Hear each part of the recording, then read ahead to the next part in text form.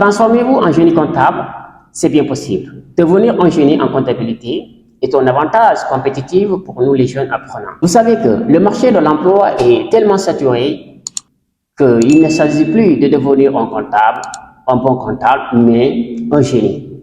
Devenir un génie en comptabilité. Et je vous dis, ce n'est pas en comptabilité, tout simplement. Pour vous dire que tous les domaines que vous évoluez, cherchez à être un génie. Ne soyez plus bon, mais devenez des génies. Parce qu'aujourd'hui, le marché de l'emploi est trop saturé et il ne peut absorber que les génies. Pas les gens qui sont bons, mais des génies dans un domaine. Tous les domaines que vous êtes, cherchez à être des grands et spécialistes. Pas être bon, mais être beaucoup plus très fort, être un génie. C'est ce qui vous permettrait d'avoir un avantage de vos concurrents. Parce que les diplômés, on est nombreux maintenant. Il y a trop de diplômes sur n'importe quel domaine. Mais pour vous démarquer de vos concurrents, il faut être un génie. Le marché ne peut absorber que les génies maintenant. Je vous dis.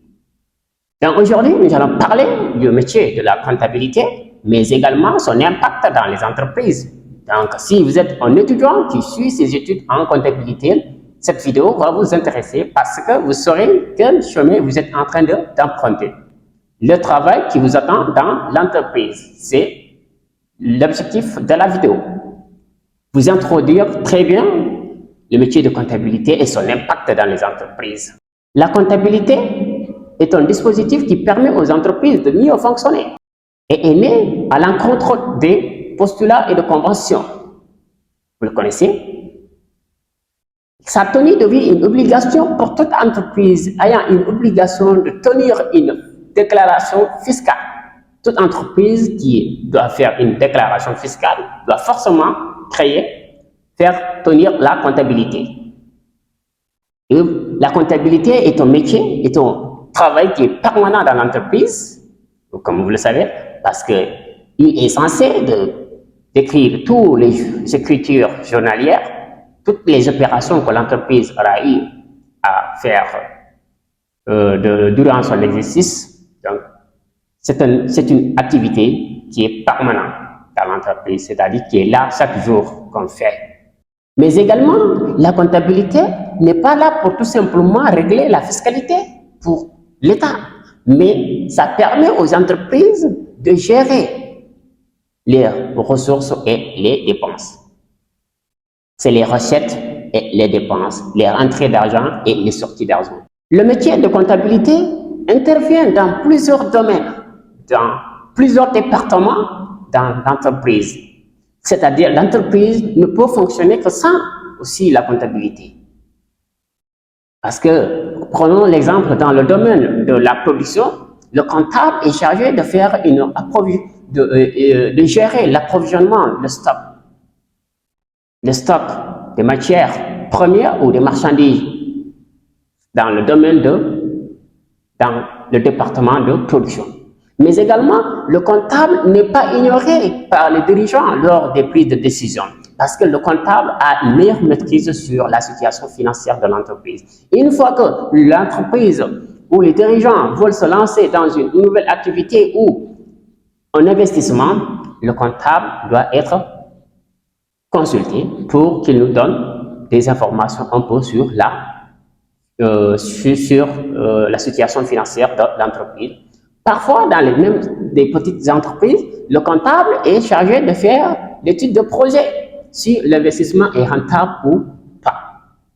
Donc, au moment de la prise de décision, le comptable est consulté et le marketing, la direction marketing doit travailler en synergie avec la comptabilité et aussi ressources humaines doit aussi travailler avec, parce que les salariés sont payés partis. Donc là, c'est une relation. Le comptable doit intervenir dans l'amont et en aval dans l'entreprise. La fonction est primordiale, qu'il ne faut pas ignorer, qu'il ne faut pas. C'est très important. Mais il faut être un génie pour être un comptable maintenant dans les entreprises.